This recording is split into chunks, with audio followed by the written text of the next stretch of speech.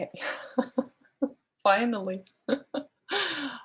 Alrighty. Well, let me go back. So today, so yesterday we were talking about the assumptions, right? So especially important for parametric tests. So we were talking in particular, just a reminder, right? So about the normal distribution assumption, and hopefully you keep in mind.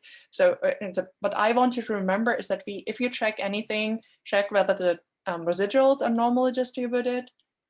So that will help you not to get confused about whether it's a data or whether it's a differences or whatever. So it's for all tests, it's always residuals. And it's just important that you understand what are the residuals for a particular test, right? So we have talked about that. So for the t-tests, for all the t-tests. And so we will talk about that again. So what it means for analysis of variance.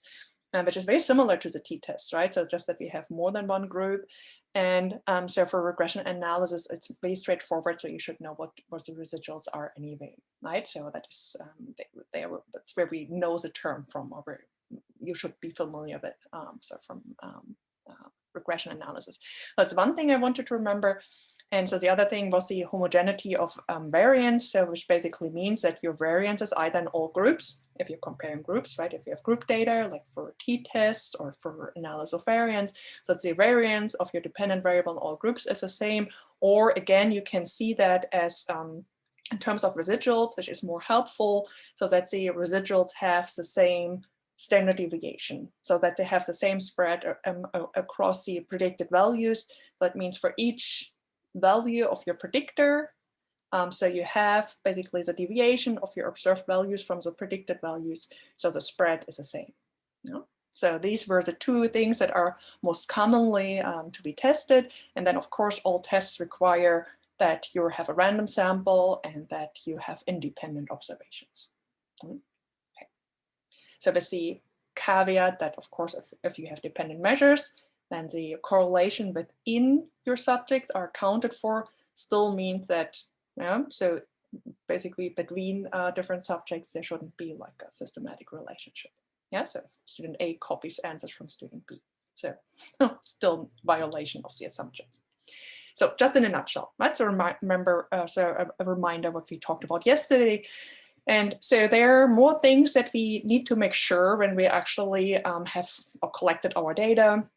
So we have to do some quality checks, and it's very important. So never skip that step, right? Always screen your data. Always make sure that your data is reasonable, so that there are no mistakes in your data. I can't overstate the importance of that. And so when it comes to data screening, so the first thing we want to make sure is that our data are really accurate. Yeah, so that there are no like software or like human mistakes when doing data entry. So we want to check the missing data. So we're going to talk about how we are treating missing data. So whether they're a problem for our analysis or not, and what basically the best approach is, how to treat missing data. We'll talk about outliers and how they can be a threat to the validity of our findings. And we will talk also about how to check for linearity, because most of the methods that we will talk about, most of the tests that we talk about will test linear relationships between variables. And so the nonlinear stuff that just would be like a topic for an advanced statistics course. But so we are focusing on the linear models here, with a few exceptions, right? So when we're talking about interactions, for example, how to test for interactions in a regression model, so that is also a nonlinear effect, but it's still linear. It's a bit confusing because it's linear. It's still linear regression, so the model in itself is still linear. Okay, so accuracy of your data file. So ideally, and if you have a small data set, that's always possible. So proofread your original data set against your R data file, right? So after you've imported your data, so you might say, I don't know what's your preferred software, what program you're using to record your data. It will vary, right, depending on what your field of study is and what your lab you're working in. So in most cases, you get some sort of a text file, right, with your raw data. And then you have to read that text file. So sometimes the software is doing some basic pre-processing for you, which is always like a little bit shady. So I never trust that. I actually prefer having my raw data. So You always so import your raw data as this text file into your statistics software, for example, R.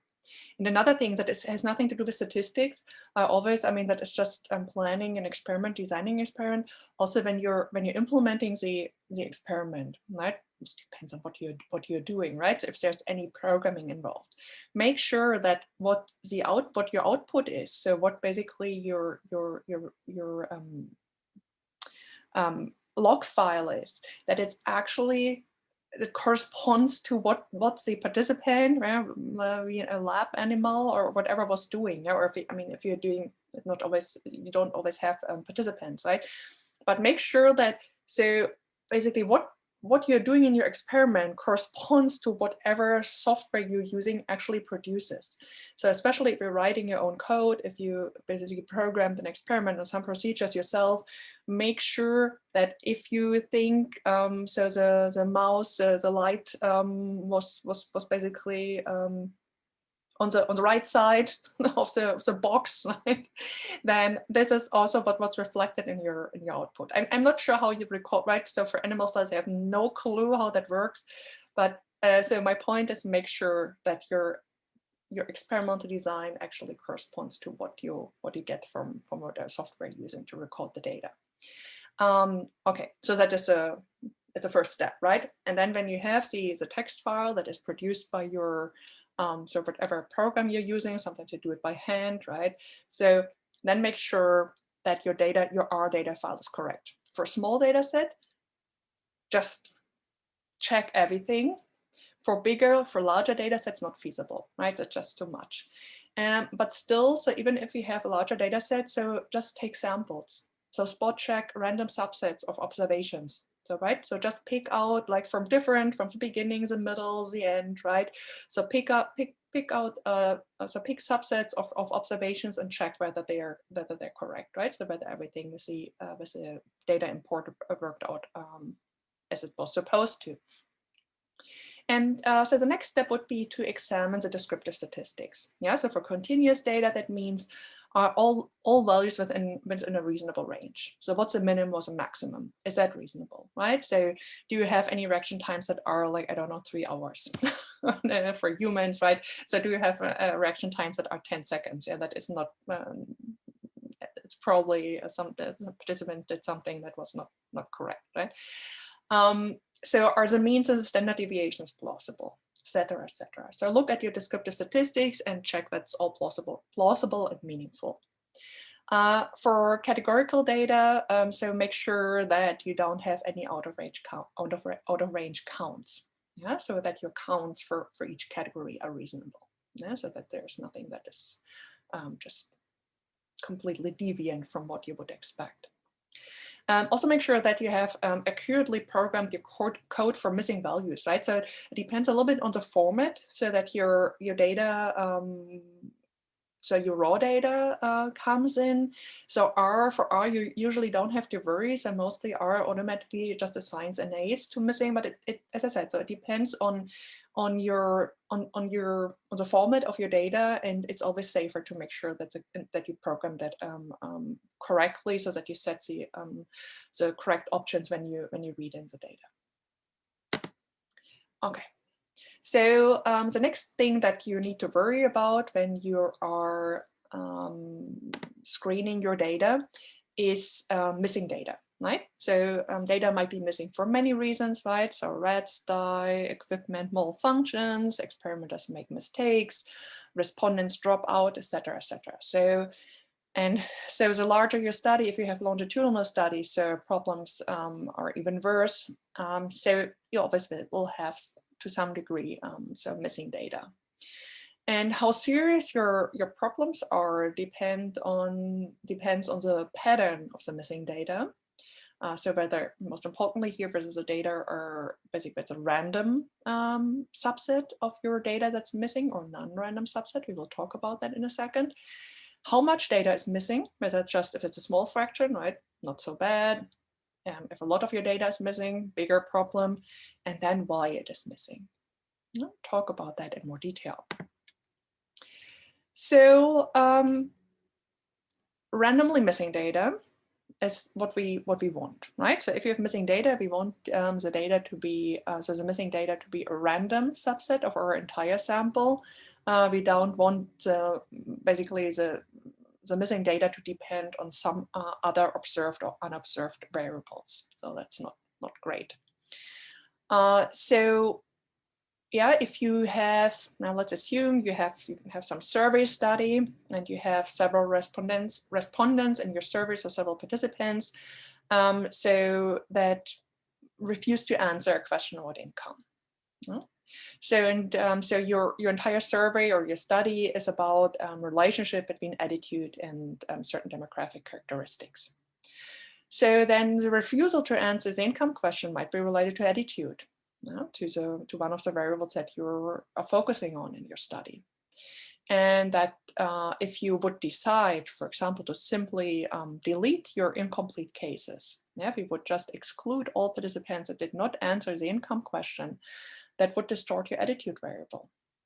If that's related, if I don't know what attitude, but yeah, if you have participants on one end of the attitude variable, so to be more likely to refuse to answer what the income is, then so your attitude, so basically then those cases are missing. Yeah, if you delete all cases that have missing values, so that is a problem. And what we want to do instead, in most cases, is we want to estimate the missing values, right? So rather than deleting cases, which is okay if we have like small fraction of data missing only, we typically want to estimate things that are missing if we can. So before we talk about how to estimate missing data, it's important to understand what the different mechanisms are. So why data are missing. And when I say mechanisms, then it's mostly about whether data are missing at random or not at random.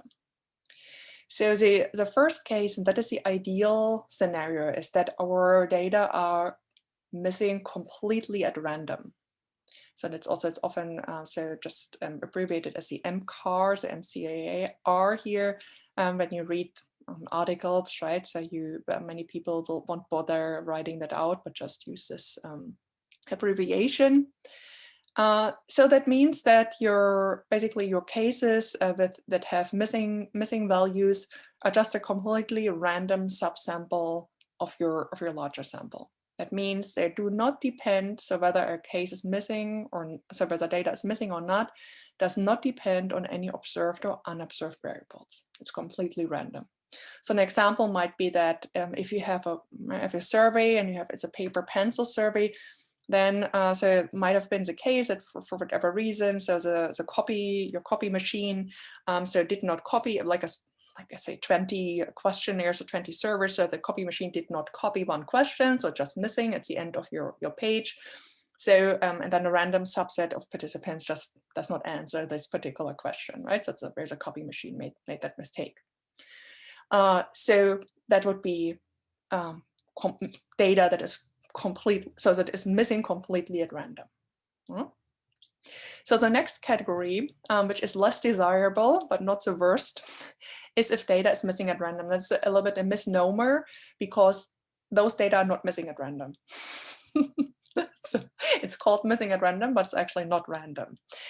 So missing at random, so the MAR, that means that so the pattern of missing data, so what data are missing, is predictable from other variables in your data set.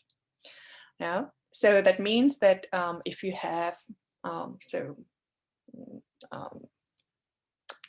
for example, you're interested in, again, so this is a study where you have a question about income, and then you have this attitude variable and gender. So then women might be more likely than men to refuse to answer the income question, right? So then you can predict the missingness from the gender variable. So the gender variable, so whether someone is male or female, or binary, non-binary, sorry. So would be a predictor from which you can tell whether so they will refuse to answer income or not. So, and if you if they are variables that you have observed and from which you can predict the missingness, but they are not the dependent variable, yeah, so they are not the income variable themselves, then this is called missing at random. Yeah? So important is that these are variables that you have observed. Yeah? So you can predict the missingness from variables that are observed variables in your data set. So that is the important part. And then we have a third category, and that is not very surprising. So that is missing. It's called missing not at random, and in this case, so the missingness is related to the dependent variable or to some unobserved variables. So of course, if missingness is related to the dependent variable, so let's say in this case, right, income is our dependent variable, then it might be that people who make more money are less willing to reply or respond to that question. Yeah, so in this case, the missingness is related to an unobserved, it's related to unobserved data. Yeah, because we don't have the answers for those participants. So the way you can think about it is that if you want to predict missingness, right, so you always create a dummy variable. So where you have, so there's a binary variable where so for each subject, you have two values, either missing data or not, right? So it's a 1 and a 0 or 0. And so you divide basically your data set into two groups. So one group that has no missing values on the income variable, and one group that has missing values on the income variable.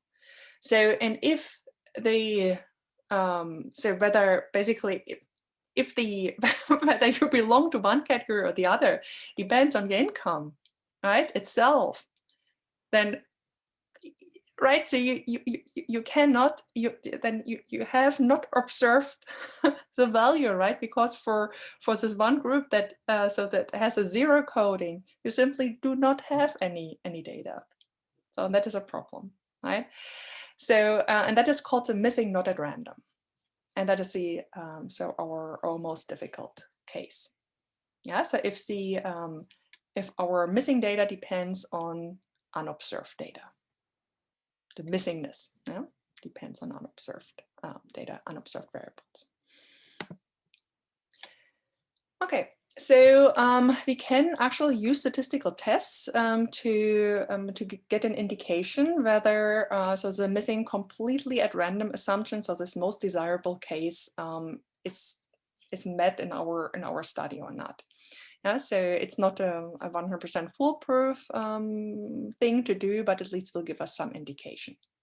And as I explained before, so what we are doing is we divide our data set into groups of respondents. So just participants that have observed values on a variable. So for example, yeah, think of our income variable. So one group are those who have answered the income question, and the other group are those that have missing values on the same variable. So yeah, one group 1 are those participants who have answered the question. Group 2 are those participants who have not answered the question. And then you can use either a t-test or chi-square test, depending on what. So for if it was the income variable, right? So and it's continuous, and you would use a t-test.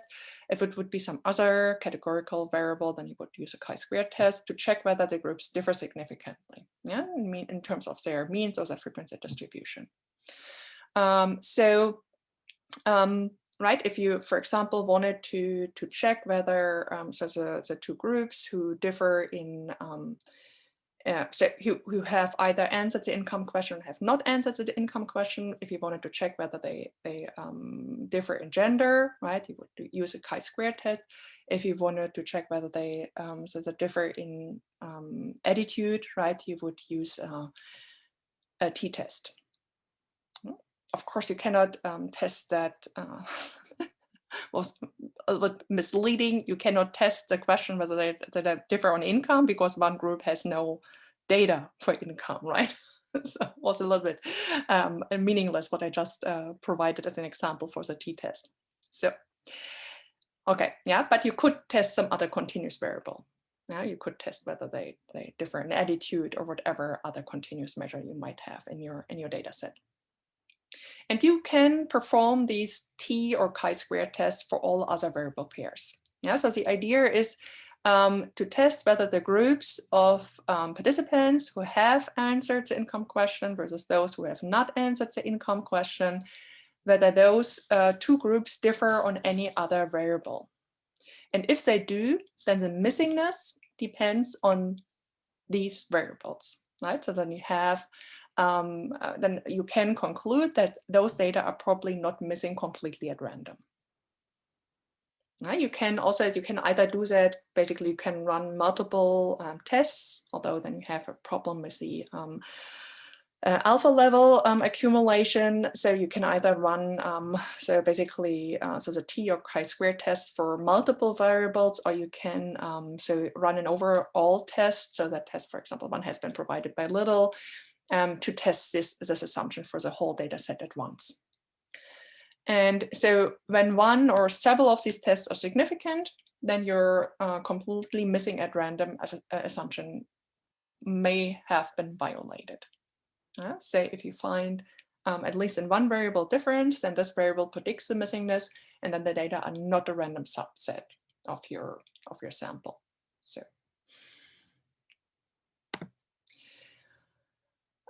The problem is that, so if you run these tests, so they do not tell you anything about whether the missingness is missing at random or not missing at random. So they just tell you the data is probably not missing completely at random. But you cannot conclude that even if none of the tests is significant, right? So you cannot conclude that so the data is, or that missingness is it's completely at random, because it's still possible that there's some unobserved variable that you simply have not considered that accounts for the missingness. Yeah, so something that you simply did not measure. Yeah. So it is, you can never be 100% sure, but it's an indication, right? Okay, so now let's talk about, so how do we deal with missing data? So what can we do if we have missing data in our data set? And so basically there are two options. So the first one is you just delete the affected cases or those are variables. Yeah. So if you have like one variable, like the income variable, if it's not like a central variable for your research question, if it's just some, I don't know, something that you just measured as a demographic variable that is not, as I said, not of key importance to your study, you could just consider deleting the variable. Or you could consider deleting all cases that have missing data. And that is actually what is most frequently done, but it's not very desirable, as we will talk about, except for a few cases. You could also estimate your missing data. Yeah, that is called imputation. So you impute some basically best guesses for what are plausible values for these missing data. A third option, and this is not really like a full option, it's more a combination with the imputation method, is you could treat the missing data as data. We will talk about that in a few minutes, what that means. So it basically just means you include another predictor in your dummy variable, so that I already referred to. So you include that as an additional predictor, right? So missing, yes, no, so 1 or 0 as additional predictor in your analysis. And so account for the missingness, basically, but you have to combine that with an imputation method, otherwise you cannot run the analysis. And then another thing that you should always do is sort of repeat the analysis with and without missing data. Yeah, and it's important to understand if the results are similar, that's reassuring. If they're dissimilar, it's important to understand why so the results are different. Okay, so what about this easiest and very popular solution to delete cases? So it is okay in general if you have only a few subjects, so a few cases, as a rule of thumb is less than 5%. and if these cases are random subsample, yeah, if they are missing completely at random. So, and the reason is if they're missing completely at random, so then if they're a random subsample of your population, then the leftover sample is still a random sample. It's still representative of the population. So that means you do not introduce some systematic bias by deleting your cases. And as I said, if it's like a small proportion, if they're most likely missing completely at random, then the deletion, so basically just deleting those cases is okay. Yeah, it's a very efficient. It doesn't take much time. It's very easy. So that is an acceptable measure. As I mentioned before, if you have like a certain variable that has a lot of missing values and this variable is not central to your research question, you can also consider dropping that variable instead of dropping cases. And the advantages are it's very easy to do that.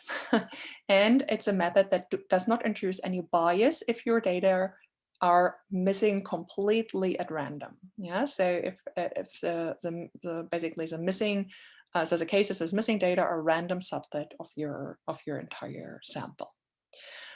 So the most important arguments against the this deleting of cases is it's wasteful. Yeah, so you reduce the sample size, you lose power. So usually it's time, and so it costs a lot of time and also money to collect data. So we don't want to throw it out.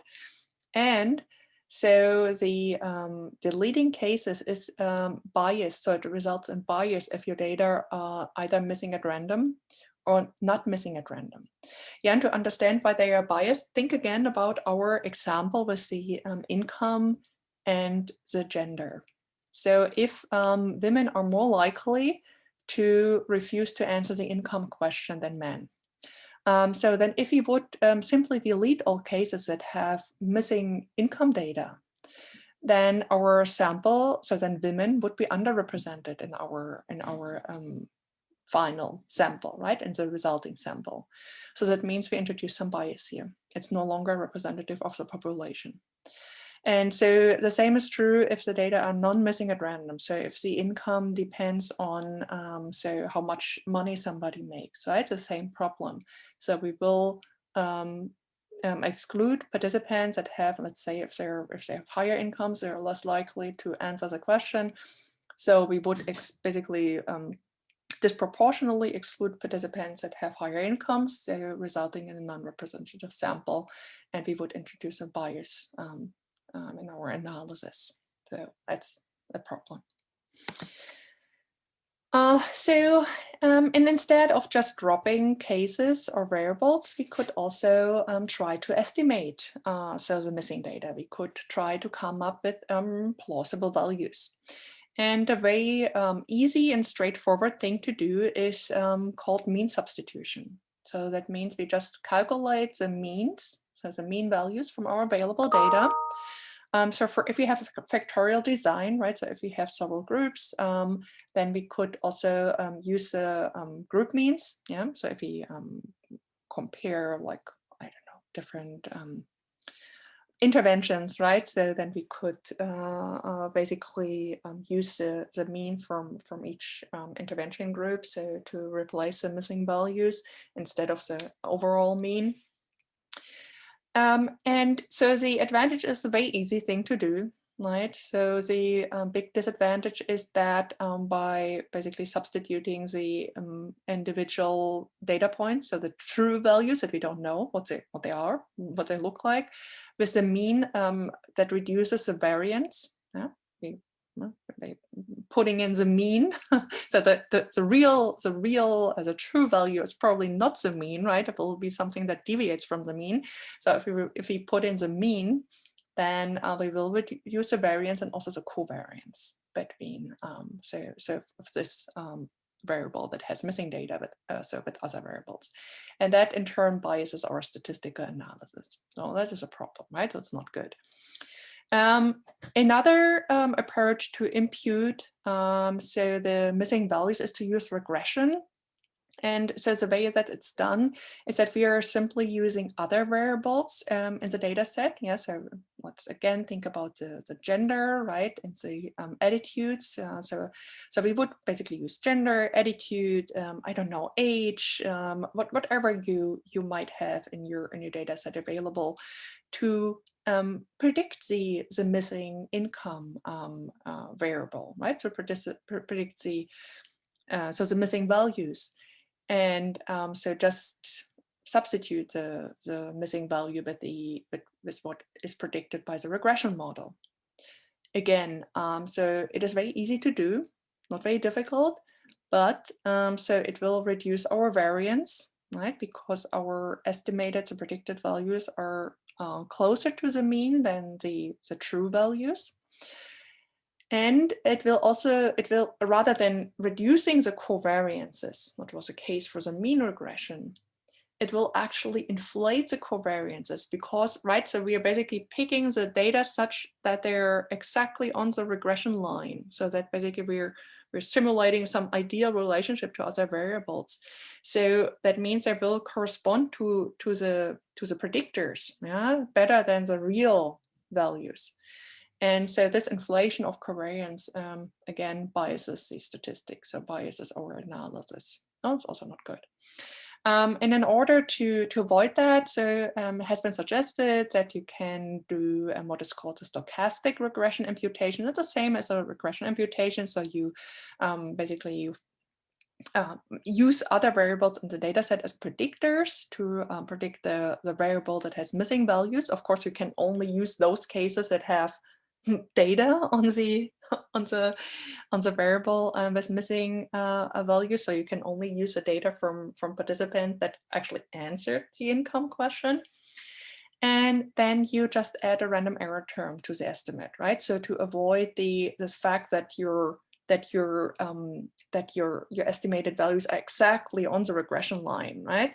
And that gets rid of this problem that you have inflated covariances, but yeah, it still underestimates the p-values and the so it still leads to an underestimation of the p-values and the confidence intervals in your subsequent analysis, because you basically you work with more certainty than is actually given.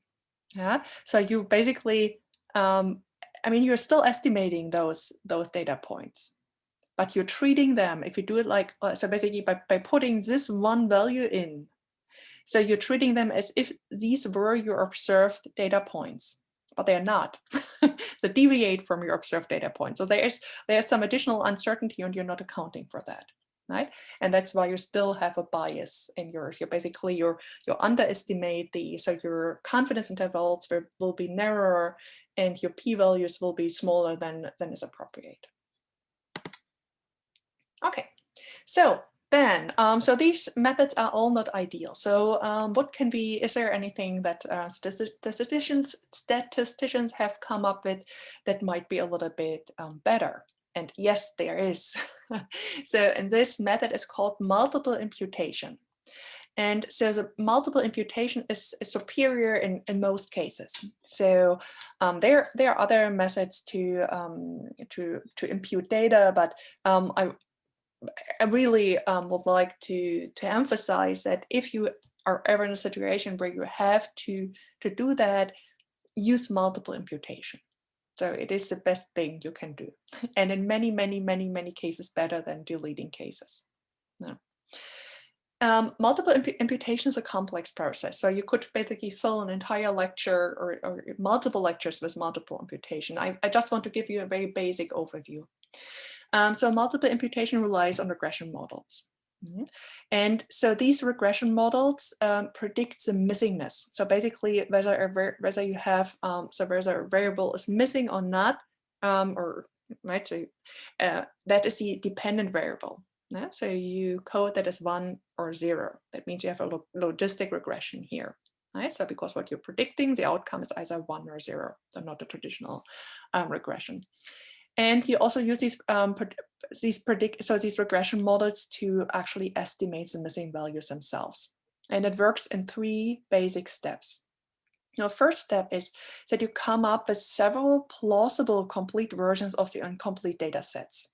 Yeah, so instead of like having, like, as we were just talking about, a stochastic regression imputation, so you basically come up with just, or in all other imputation methods that we talked about before, you can come up with one version of basically where you of your complete data set, right? So you put in exactly one value for each subject or for each case with missing data. And when you use multiple imputation, you come up with multiple versions where you have different potential plausible values for these for these missing data values. And that's how basically so multiple imputation accounts for this additional uncertainty that I just mentioned, right?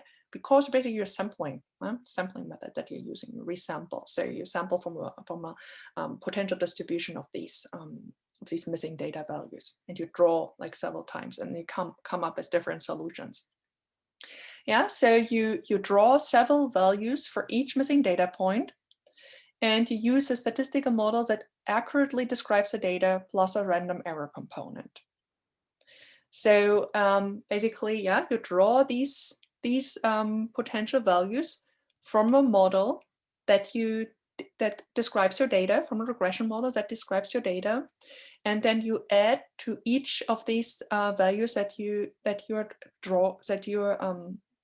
choosing a random error component.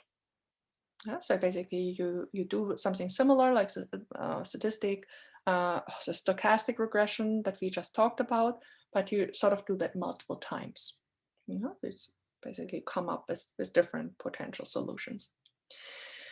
And the second step is that so the different complete versions of the incomplete data sets are analyzed using standard statistical procedures. Yeah, so for each of these data sets that you create, you analyze these data sets using the procedures that you would apply to a complete data set if you wouldn't have any missing data.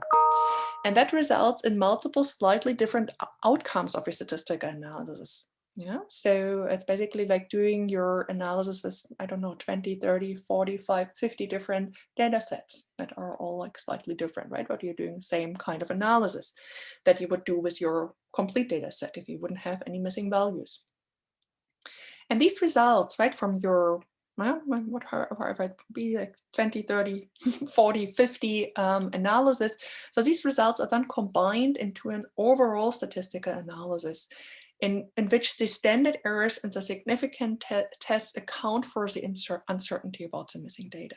Yeah, so this is in this overall model, you account for this added uncertainty. You specifically account for that. So that is the idea underlying multiple imputation.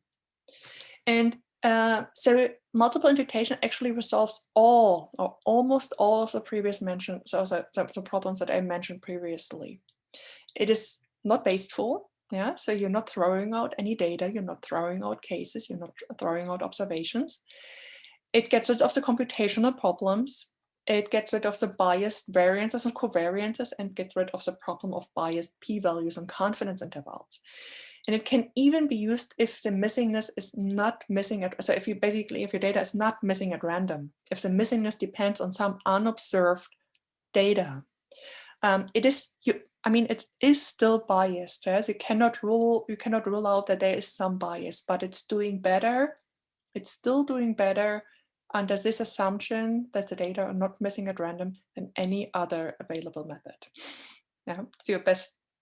Even so, everything would be worse. Yeah, I mean, you can throw out the entire data set, not doing the analysis altogether. But even so, if your data are not missing at random, deleting cases will introduce a much larger bias than multiple imputation.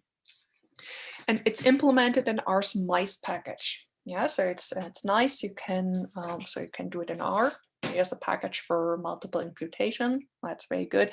It's also basically in all packages that do structural equation modeling, like AMOS, so SPSS, so the SPSS brother. It's in Lisrel. It's basically it comes with all these big software solutions for structural equation modeling. Okay, So it's also important to know, so when you work with multiple imputation, that there are two different approaches. So one is the regression approach, and the other one is called predictive mean matching. And in the regression approach, so you impute the missing data as random draws from a conditional distribution that is based on the linear regression models, right? So that is the that is a regression that I just talked about, when your variables are continuous, or a logistic regression model when your data, when your variables are categorical. No, so that's what I just. So basically, the missing data, so what you impute is basically drawn from these distributions. The predictive mean matching approach also uses linear regression models. However, yeah, so it also uses the, right, so the linear regression for continuous missing data and the logistic regression for categorical variables. However, the imputed values for continuous variables are not random draws from the distribution. Instead, so you use your regression model to find cases that have observed, well, so basically that have with cases that don't have missing data, and so whose predicted values from these regression models closely resembles the predicted values that you get for your cases that have missing data. Yeah, so, and that sounds a little bit abstract, but so the idea is you have, let's assume, so let's go back to our example, right, with the income and the gender, so and attitudes, right? So you basically run your regression model, and that regression model will basically give you a distribution of likely, right, so of estimated or predicted values for each individual case, right, based on this predictor variable. So based, for example, on whether they are male or female, or whether they have so what their attitude value is like. And you basically try to pick a data, basically you try to pick a subject that has answered the income question and whose predicted value, yeah, from the regression that includes gender and attitude and whatever other variable you might have in your data set. And the predicted value for the participant that has missing, it has the income question answered, should be as close as possible to the predicted value for another participant that has not answered this question. Yeah, and then you basically, and then for each participant with a missing value on this income variable, you find a matching so a matching other participant that is randomly selected that comes as close as possible. Yeah, so, and you use that data point for your so, and then you, yeah, and then you use the observed value of this participant as the imputation value. Yeah, so you're not using the predicted value itself, but you basically use the real income value for this from this other participant that has a predicted value that is very similar to the predicted value for the participant who has no income data. I hope that made roughly sense. So that is the difference, and the PMM in most cases works better, actually, a little bit. Okay, so these are just a few tips for implementing multiple imputation. So it is very important that when you define build your imputation models as a regression model, that you include many variables. So more variables are better. And at least it should include all the variables, all the observed variables that are part of your analysis. Yeah, so that are part of the analysis that you want to later run on your data. It is also important that you include interactions between the variables, and potentially also nonlinear terms, right? So especially if they improve your model, if they improve the prediction of your missing data. So it's also better so often you read something that you actually need only a few imputed data sets, right? So remember, we're talking about how you create multiple potential solutions.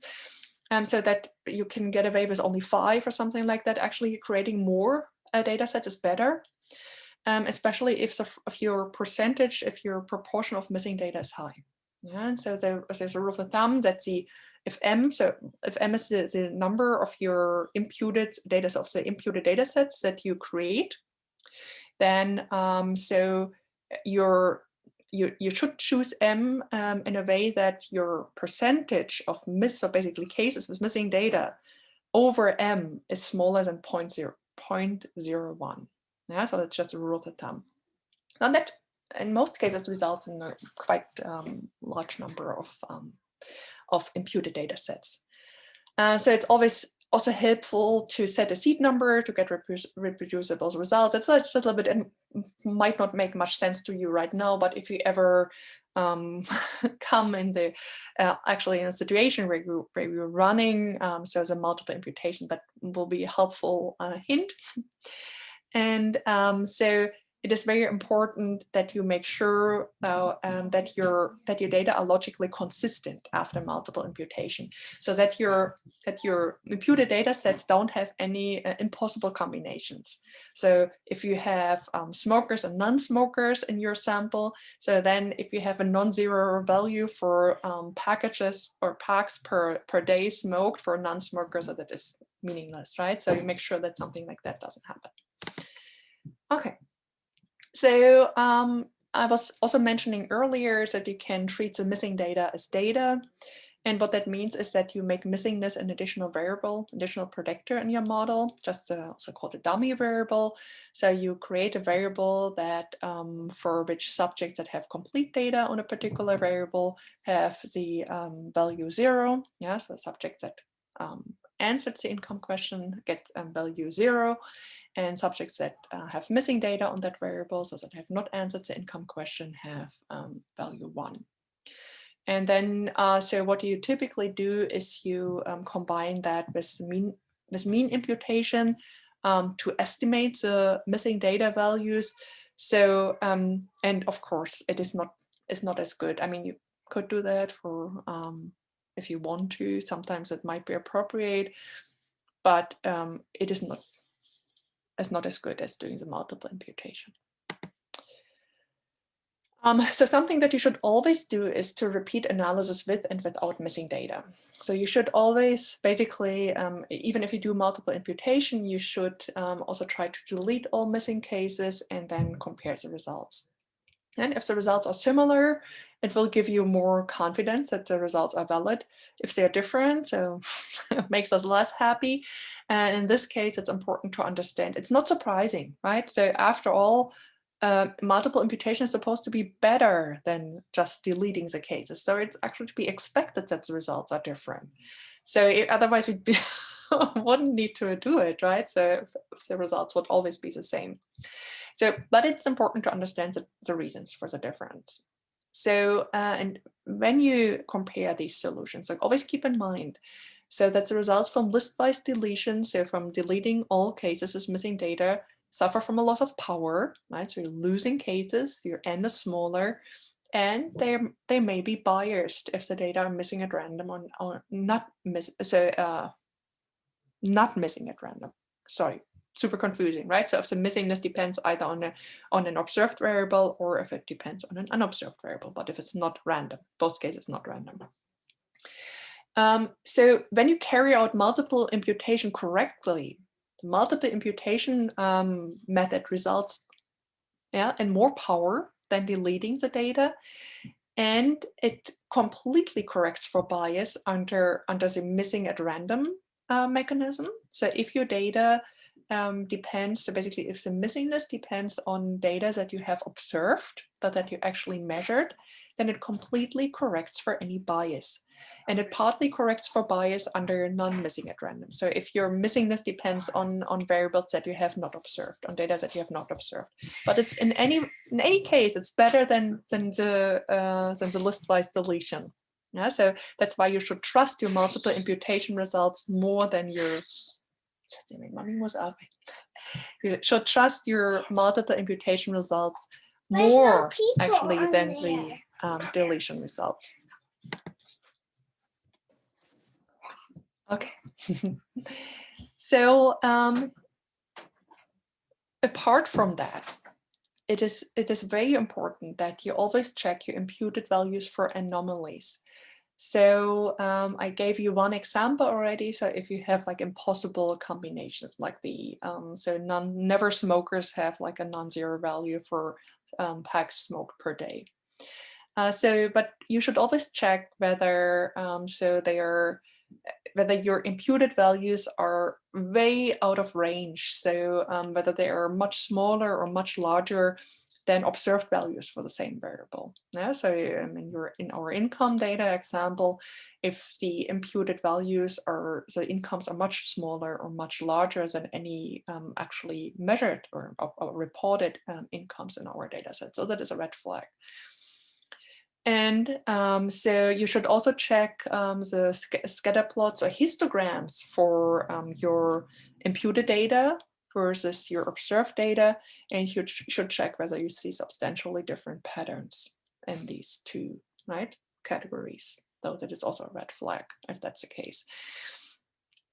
If that happens, so then you will most likely have to adjust your imputation model. And what you could do is you could use either, so for your, right, so you try to predict to impute your income variable.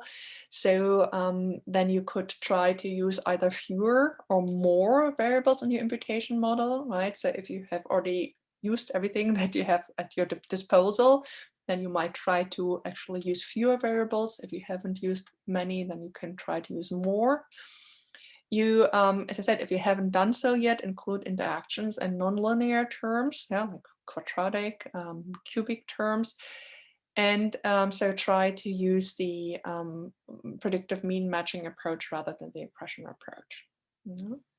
So these are things that you could try. Okay, so just to sum that up, some practical guidelines. If you have only a small number of data points, rule of thumb is less than 5% of your entire data set missing, then all methods that we just discussed will typically yield similar results. So then that shouldn't have a big impact on your overall outcome of your statistical analysis. If it does, that's again a red flag. So then basically a few data points are driving your results. So that's also not a good sign, right? So you probably have some outliers also in your data.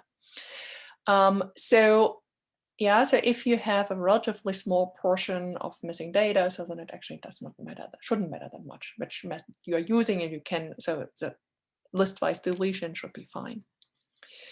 In almost all other cases, a multiple imputation is superior to other estimation methods. Yeah, so even under the non-missing at random mechanism, it gives less biased results than the list-wise deletion. And or missing at random assumption, so basically the fact that missingness depends on observed variables, becomes more plausible as you include more observed variables in your imputation model, in this prediction model.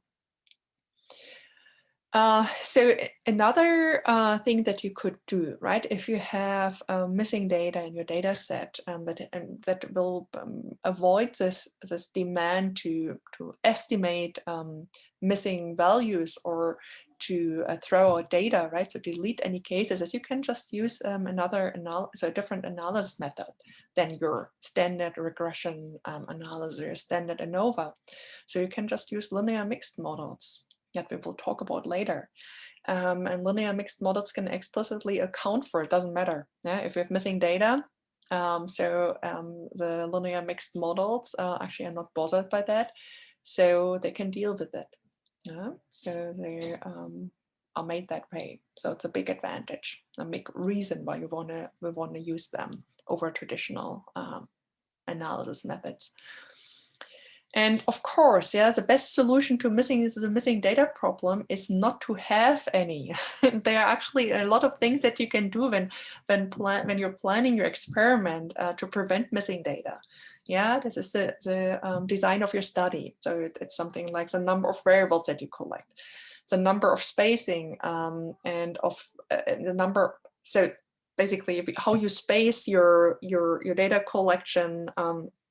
Time points if you have repeated measures, right? If you do a longitudinal study. So if you have a missing data retrieval strategy for longitudinal studies, what your mode of data collection is, if you have intrusive measures, if you're trying to collect a lot of sensitive information, et cetera, et cetera. So you could have incentives, right? So if you work with human subjects, to make them come back. And so it depends on right, if you have questions or like certain tasks that participants are supposed to do, it depends on the clarity, the layout of your design. Yeah, same for animal studies. So it's it all depends on how you, it might depend on how you design your task, or you set up the experiment, so that the procedure itself. So it depends on treatment burden, right? So the intensity of your intervention, and of course it's also important to minimize data entry errors. There's a lot that you can do to actually avoid missing data. Okay, so as I said, so I've also talked quite a lot about the missing data problem, but it is an important one, and also something that is often not covered in statistics classes. That's why, but of big practical relevance, I always try to cover these gaps. So another thing that is often not sufficiently covered or talked about are outliers. Outliers are a huge problem. Right, so, and we always need to check for the presence of outliers. And an outlier, give you a general definition, is an observation, so a data point that is distant from all other observations in your data set. And it can be either distant on one variable, then it's a univariate outlier, or it can be distant on two or more variables, and in this case it's a multivariate outlier. And in this case it would be, so multivariate outliers are basically outside of if you have two variables, so this envelope, right? So you're if you have a scatter plot and you plot the variables against each other, so then you have this envelope that for where most of your, basically your data cloud is. And so the multivariate outliers, bivariate outliers would lie distant from this cloud, from this cluster of data points. And for more than two variables, right, you have generally this the swarm of data, right? So with more than three dimensions, you cannot really think about it anymore. But so any outlier would be distant from the center of the swarm. So outliers are a problem because they can lead to both type 1 and type 2 errors, and so limit the generalizability of our results. So they are really a problem. Yeah, so and this is just one illustration how outliers can actually bias parameter estimates. So here, especially if the sample is very small, right? So here in this example, you have, so these are mean ratings from Amazon, right? You see the scale here. So the rating is from 1 star to 5 stars. And so these are only 7 ratings. And you can see that most ratings are very positive, so either 4 or 5. And then you have one rating that is much lower. And so you see the mean, if you basically exclude this outlier here, so this deviant value, you see how the mean is significantly substantially, don't say significantly, so substantially higher than if you include this outlier here, right? So it makes quite a difference. So the main reasons why we have outliers in our data set are either incorrect data entry, right? So we made a mistake when we were, like, for example, putting in data by hand. So we might have erroneous missing value codes in our data, so that, for example, our software reads missing values as real data and assigns a 0 or 1 or whatever. That can happens more often than you would think. The third important reason are measurement errors, so that we actually did something wrong when we were collecting the data. A fourth important point are that so the actually outlying data points are not a member of our target population, so that you collect the data from a subject, from an observation unit that is not part, not a member of the population that you intended to sample, which can happen if you have several mixed, so several populations mixed in a sample. Another reason is that the outlier is from the intended population, but that the distribution for this variable is simply has more extreme values than the normal distribution. Yeah? So it is either heavy-tailed, so it has a higher kurtosis, or it's skewed. And then finally, so what can we do with these outliers? So in the first two cases, we just correct the mistake, right? So if we made a mistake when we were plugging in the data, we could just correct for that. And any sort of wrong missing data, missing value codes, we can correct that. So we just undo our mistakes. If there's a measurement error, or we have an outlier that is not a member of the population from which we intended to sample, we delete the outlier, right? So these would be cases where it's justified to delete the outliers. And in the last case, if our outlier is from the intended population, but the distribution is just has more extreme values than the normal distribution, then we want to keep the outlier, but we may want to change their value. Yeah, so we want to change it in a way that is to make it less deviant, to make it more look like a normal, as if it was from a normal distribution. There are several reasons why we want to do that. It is important, though, that so per se, it's not. So the mere fact that a data point is an outlier does not justify so the exclusion of this data point. Yeah, we always have to understand why is it an outlier, and if it's if we basically come to the conclusion that is a valid data point that is from our intended population, then we have to keep it. So, and then we have to make a decision whether we want to actually change the value or not. All right. So how can we check for the presence of outliers? So there are several visual methods. So the first one are histograms and box plots. We can create scatter plots, and we also have like several numerical methods to check for the presence of outliers. So first, if you want, so this is particularly, so all the visual methods are mostly to check for univariate and bivariate outliers. So for multivariate outliers on more than 3 variables, so we're running out of options for graphical display. So then we have to rely on numerical measures because we simply cannot visualize that. So the histogram, right? So plots the variable values on the x-axis, and then the frequency response on the y-axis. So right, so you have like your participant's age, and then so the frequency here. So how often that you observe that a certain age value in your data set. And then you can eyeball, right? So so the general shape of the distribution, and also the presence of outliers. And so outliers are simply seem to be unattached to the rest of the distribution. And then all the caveats that we were talking about already, so apply to histograms, right? That's the bin width is always important and decides whether what's a shape looks like, and also decides a little bit whether something looks like an outlier or not, depends also a little bit on the bin width, right? So that can disguise outliers.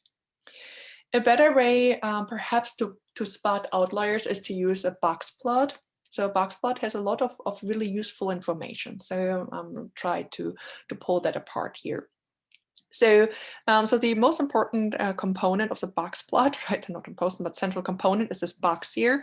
So the bar in the middle, this line is a median, and then so both the edges here, so this entire box is the interquartile range. So that means the lower end is a 25th percentile, so first quartile, and the upper end here is a 75th percentile, so that's the third quartile. And then here's the end of the whiskers, so that is the maximum value that excludes any outliers or extreme outliers. And so the same for the bottom whisker here, that is the smallest value that is not considered an outlier or an extreme outlier. So and outliers here are defined by the so-called Tukey fences. So that is simply values that are more than 1.5 times the interquartile range. So the values that are more than 1.5 times this distance here from the median. So, right, it would be approximately here probably. So these are considered outliers. And then extreme values are considered those values that are more than 3 times this interquartile range from the median. But not all, it depends a little bit on the software. Not all software programs actually differentiate outliers from extreme values. So sometimes it's just, in many cases, it's just outliers. All right, so if we want to spot bivariate outliers, so we can do so using a scatter plot. And I already mentioned that if our two variables are normally distributed, so it should be like this ellipsoid here. So that this nice oval envelope here for our data points. And so if we see like distant values like here, right? So that is, by the way, a univariate outlier, right? So that's a univariate outlier, not a bivariate outlier. No, I'm lying. There's also, sorry, it's a bivariate outlier. A univariate outlier would be an outlier that is just, so if it was, so basically it's just extreme on one of the two variables. So if we had, for example, this one here is actually a univariate outlier because it is not that unusual in terms of the ankle diameter. Same for this one here, which is, I mean, if that's an outlier, I'm not so sure. That is just something that needs a little closer inspection. So it's also really hard to eyeball outliers. So, right, this would be actually a univariate outlier because it's just extreme on the knee diameter, but it's not extreme on the ankle diameter. Okay, so just mentioned that. So it's not always possible to actually identify outliers by eye only. So often we should rely on actually numerical methods because not all outliers look like outliers. Okay, so there are many criteria for identifying outliers that assume a normal distribution and identify observations outliers that are deemed unlikely based on the mean and standard deviation. So that are just would be unlikely observations for a variable that comes from a normal distribution, but that same mean and standard deviation as the observed data. And so these are just a few examples here. So they're not they're many, right? So and this is a mix of like univariate and multivariate measures here. It's also important to keep in mind that there is no rigid, no like commonly agreed mathematical definition of what constitutes an outlier. So yeah, there are several techniques that have been proposed, several criteria, but after all, it remains a subjective exercise, remains a subjective decision. Yeah, although of course it's based on these visual and numerical methods.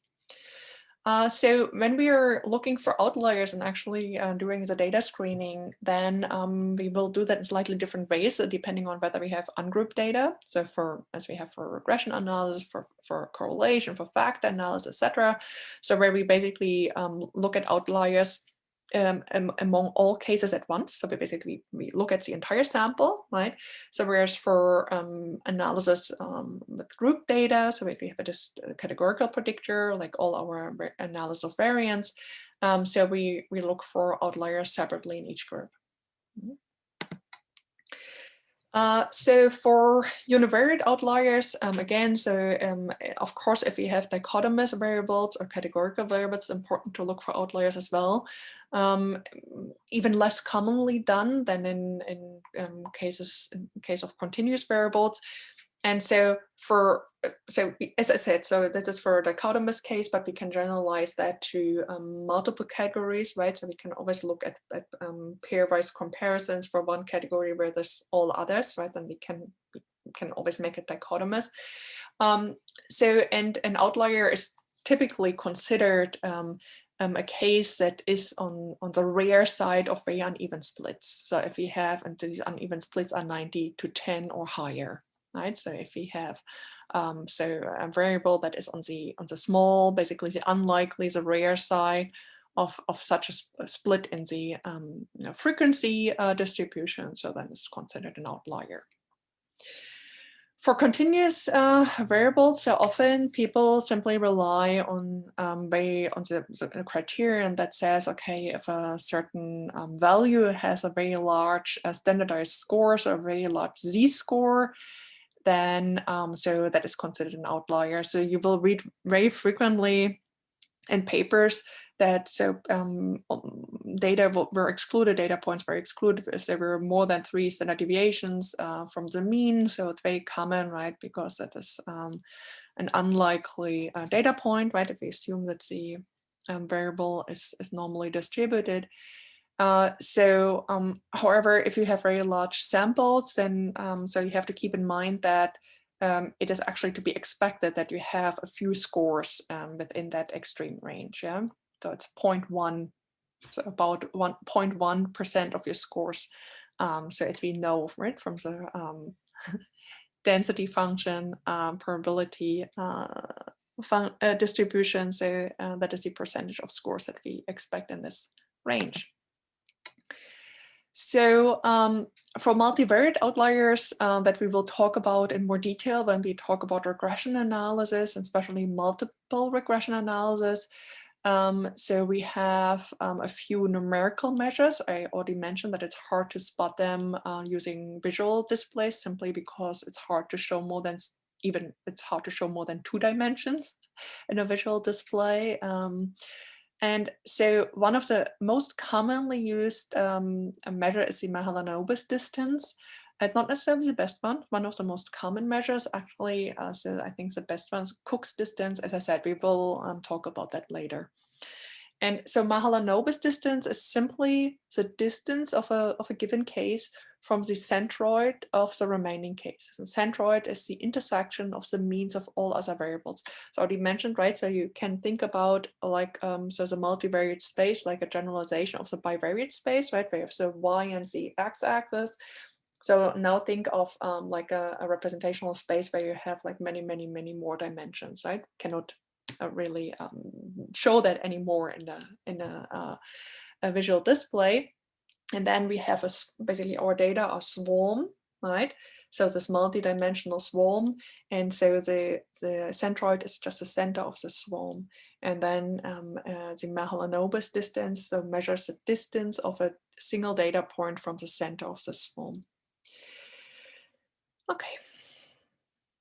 And so basically you can measure basically how likely such a deviation is. You can make a guess based on the chi-squared distribution. So as I said, we will talk about more detail when we talk about multiple regression. So the next point, or the next step when spotting outliers in your data, so after you have identified your cases, so your data, sorry, not your cases, but your data points that are potential outliers, you probably also want to know what variables account for this data point to be an outlier. So and that is of course important for multivariate outliers only, because for univariate outliers it can be only one variable, right? But in case of multivariate outliers, it could be 2, 3, 4, 5, right? It doesn't necessarily have to be all variables so that account for this data point to be deviant.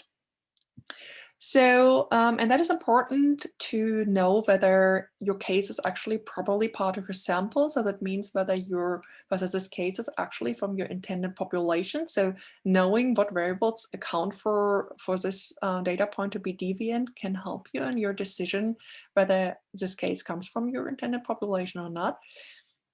So you also identify scores that actually might need modification. Yeah, so what variables you may want to transform potentially.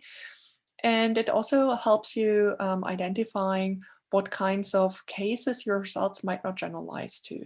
Yeah, so what are certain feature combinations of certain values on like 2 or more variables that the results of your analysis might not apply to in the general population. So in order to test what variables are, so cause cases to be outliers, we use a similar logic that we already used for the imputation. You may remember, it sounds familiar. So you just use logistic regression with the outlier status, yes or no, as outcome variable, right? So 1 or 0, and the remaining variables as predictors. And then you basically identify significant predictors, and then the significant predictors are the ones that account for this outlier status. And then you typically also want to show the descriptive, want to check the descriptive statistics or something like mean, standard deviation, etc., for your outliers versus the remaining cases on the variables, on these variables that you identify as important for predicting the outlier status. Yeah, so you want to basically compare the descriptive statistics for the outlier on this and on these important variables and for the remaining cases. So how much the outlier actually differs from the remaining cases on these variables that cause this case to be an outlier, or this data point to be an outlier. Okay, so and the next thing is that we often want to reduce the influence of outliers, right? So we want to reduce the bias that is caused by outliers. And so there, again, there's multiple things that we can do. We can trim the data. We can just exclude, so we can cut off like a certain, right? So we can exclude so certain data points that are above a threshold, like this standard deviation thing that I mentioned earlier, right? So so all the values that are like more than 3 standard deviations above or below the mean, so are just excluded. We can change the scores to make them less deviant, and we can also transform the data to make the distribution more look like a normal distribution. All these measures might not actually work for multivariate outliers because so that's just what defines a multivariate outlier, right? So they're a combination of scores, so that makes them deviant. So it's just, it might be a specific combination rather than, right? So just an individual score on an individual variable. So, and that's all these measures focus on individual scores and individual variables, so it might not always help. Okay, so trimming the data can be done by removing outliers based on a rule. So it can be a percent-based rule. So it's also called a trimmed mean. Yeah, so we just discard a certain part of the distribution function at the high and low end. Yeah, so we just say we are removing the, I don't know, 0.01% at the high and low end. Done. Right, so that's our trimmed mean. Or it could be the standard deviation based rules that I just that I mentioned multiple times already. But we have to keep in mind that the standard deviation, also the mean, are influenced by outliers in the first place. So using these measures or these statistics to remove outliers, so it's inherently biased. So we also can change the scores. So of the so basically of our outlying data, so of our outliers themselves, so to make them less deviant. And one method that is frequently used, very easy, is called winsoring. So we are just replacing the outliers with the next highest score that is not an outlier. So we could say, well, if you have data point that is more than 3 standard deviations away from the mean, we just replace this with a value that is 3 standard deviations from the mean, or 2, right? Or we can choose the next highest score plus 1. Yeah, so we just basically choose a score to be 1 unit above the next highest score on this variable. Yeah, so if we have, like, for example, an reaction time distribution, then we just go like 1 millisecond down, right? To so if the fastest or slowest reaction time is, I don't know, 2000 milliseconds, and the next fastest is 1500, so then we change it to 1501. Okay, So, and that's just very quickly before we call it a day. We also frequently work with statistical methods that assume linear relationships or between our variables, right? So, and that's also important to check linearity of a relationship. So again, so what does linearity mean? So it means that we can describe the relationship between two variables using a straight line. So it's important to keep in mind that one or both variables can be combinations of multiple variables, right? So that's the case in multiple regression, for example, where our straight line is actually reflects the relationship between our dependent variables, our outcome, and the linear combination of our predictors, of our multiple predictors. So the main major practical importance of this non-linearity idea comes is based on the fact that Pearson's R captures linear relationships only, right? So in sense also linear regression, of course, captures linear relationships only. So how do we check linearity? So again, we look at the bivariate scatter plots, and they should be oval shaped for linear related, normally distributed variables. And we can also plot the standardized residuals against predicted values. We're talking about that several times already. And so if we have a nonlinear relationship, then most of our residuals is like here, right? So either above a horizontal line. So these are these are our residuals here. These are the predicted values. So then the residuals are either below this horizontal line or they're above the horizontal line. So that in this case indicates a curvilinear relationship. It's like some quadratic relationship rather than a linear one.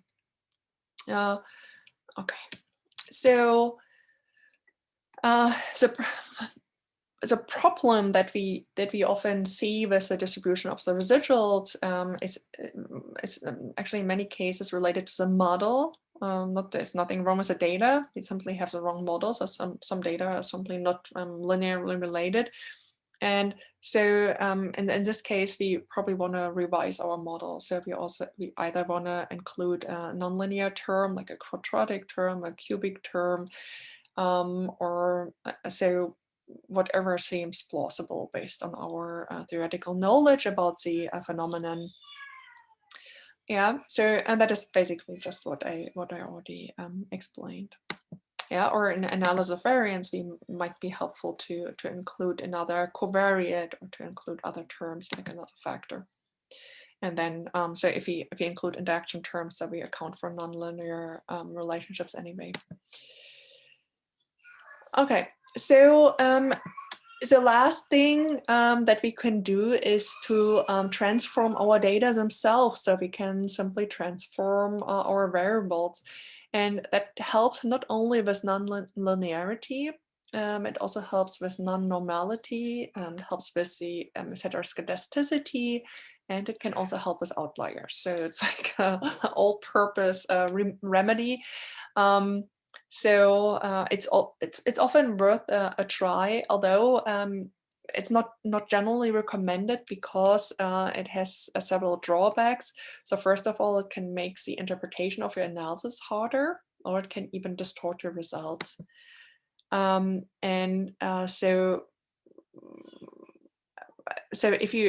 one very common transformation is, for example, to calculate the log. So the logarithm of our data, and so that changes the nature of the relationships that we are looking at, right? So, and it's not always immediately clear what we are looking at and because we basically have to transform that. It's a lot of working memory demand, right? So we have to transform that back in our minds and think about what it actually means. What transformation methods you're using is actually often determined based on trial and error. So you can use the log transformation, the square root transformations, the reciprocal transformations, and the reverse score transformation is actually just a helper method here. So these are the three main transformation methods, and they all do the same thing. So they basically bring so extreme values closer to the center of the distribution. Yeah. So if we are doing the log transformation, so we are basically just squashing the right tail of our distribution. So one thing to keep in mind is that you cannot compute the log of values that are equal to or smaller than 0. That's simply not possible, right? Because the power functions always results in positive values. So and so if you have the so what you can do if you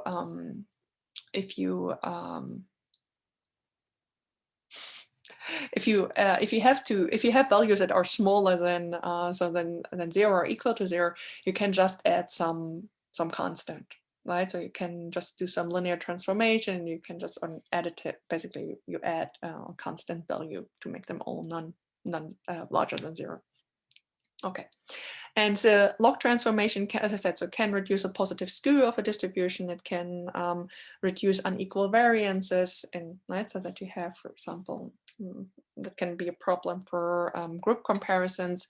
It can reduce positive access and lack of linearity. It also makes exponential relationships linear, right? So the next option is the square root transformation. So you basically just take the square root from all values again. So it brings the large values closer to the center. So because it transforms larger values more than small values, right? If you take the square root, it has a bigger impact on larger values than it has on smaller values. And that is how, right? So how we basically squash the distribution. And so like a log transformation, right, it can reduce the skews, the positive skews, the positive kurtosis, variances, and the lack of linearity. And then our third method to transform data is a reciprocal transformation. So you basically just calculate, so you take 1 over your score. So it has the same effect. So you basically have to keep in mind that it reverses the scores, right? Because so that basically is the largest scores will be smallest, and the smallest scores will be largest after this transformation. So if you want to avoid that, you have to reverse your score. So you have to basically do the subtract your score from the highest one, and then you have the same order, right? So, and that is so this trick here is a general thing that you can do if you, for example, I mentioned that earlier, right? So these techniques, so they reduce a positive skews, a positive kurtosis, et cetera, If you want to reduce a negative skew, you have to first reverse the scores, and then you have to apply the transformation, right? So that will just change the order of your values. So it will basically flip your scale, and so you can reduce a negative skew that way. And then you have to convert the scores back later on. Alrighty, so, and then I'm almost done. We're also out of time. So the question is whether so you want to transform or not transform your data. So, I mean, again, keep in mind that so we can, in many cases, rely on the central limit theorem, so that the sampling distribution will be normal if our sample sizes are large enough anyway. So again, it all depends on how heavily skewed our data are. If we have a super heavy skew, so that might not be true, and then we may want to transform actually. Transforming this data changes the hypothesis that we are testing, so it changes the relationship between our variables. So I mentioned it earlier, if you're doing a log transform, then comparing means actually changes to comparing our arithmetic means actually changes to comparing geometric mean. Yeah, so geometric mean as a root of a product, right? So it's compared to our arithmetic mean. And that is not always easy to interpret, yeah, or even to understand. So it always requires a lot of transformation that we have to do mentally. And in small samples, it's tricky to determine normality one way or the other. Yeah. So we may simply just use robust methods, yeah, so non-parametric methods if we work with very small samples, or other robust statistical methods instead of the parametric methods that require these certain distributional characteristics. Okay, so so that is actually my last slide here. So the use of the non-parametric and robust methods is often preferable to transforming data. Yeah, so either non-parametric tests or certain robust measures. And so a specific subclass of non-parametric tests are so-called permutation tests. That work by resampling, so they share many similarities with this idea of bootstrapping that we had introduced already. And we will very soon do like a practical example for permutation test ourselves in R. And so, right, so that is often the preferred way of dealing with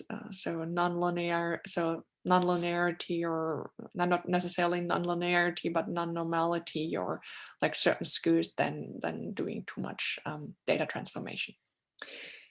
Alrighty, so okay, so I was even worse than I thought.